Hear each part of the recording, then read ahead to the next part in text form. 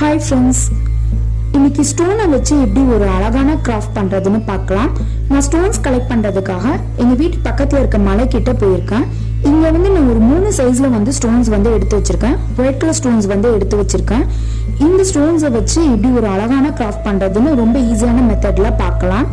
First time video பாக்குறீங்கன்னா subscribe பண்ணிட்டு பக்கத்துல இருக்க பெல் பட்டனையும் பிரஸ் பண்ணிக்கோங்க.